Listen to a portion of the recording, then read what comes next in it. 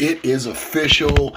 Woj and a bunch of other NBA insiders are officially reporting that the much contentious Kyrie Irving is moving on from another franchise, leaving the Brooklyn Nets, headed to the Dallas Mavericks to team up with MVP potential candidate Luka Doncic in Dallas. Mark Cuban making the deal happen. I'm sure Lakers fans, which I am one of them, are a little bit upset because while Kyrie is a bit of a head case and dealing with him on a team, I think could be a problem. Let's just face facts. It's a problem. He's dealt with LeBron before. I think he has a lot of admiration for LeBron, and I think bringing him in would have done a heck of a job for the Lakers season, which now seems like it is even more up in the air than it ever was before.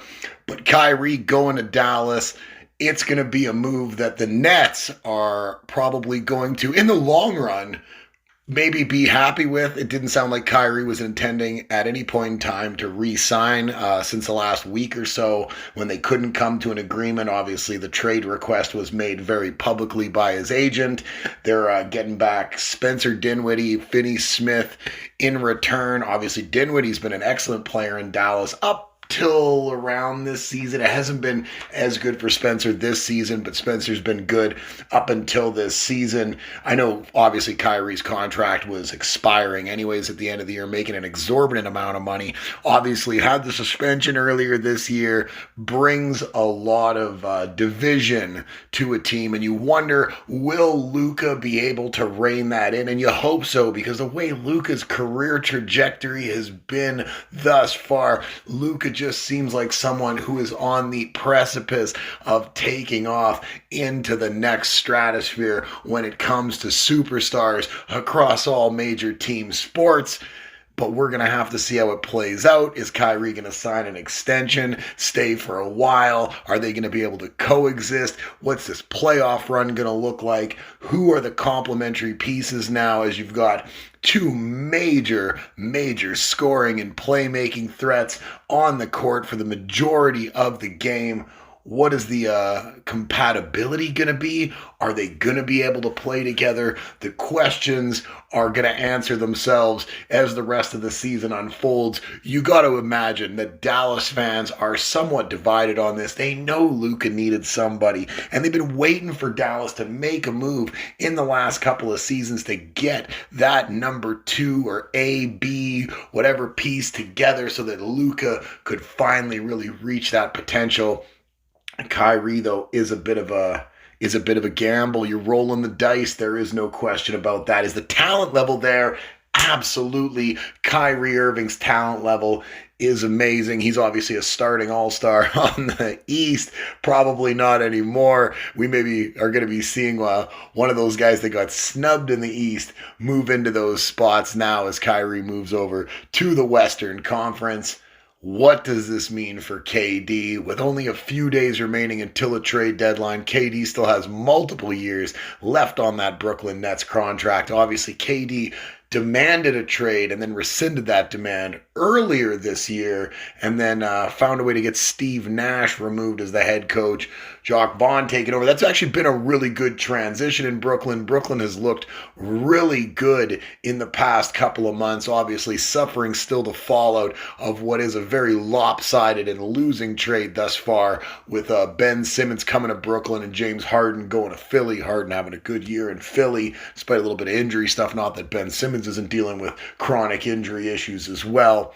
What does this mean for KD? Will KD be sticking around in Brooklyn? Will there be a demand for a trade in the coming days, hours, minutes? We don't know. The clock is ticking, but you got to imagine the Brooklyn Nets, despite bringing in Spencer Dinwiddie and Finney Smith, it is definitely not the same team as it was when you had Kyrie Irving on it.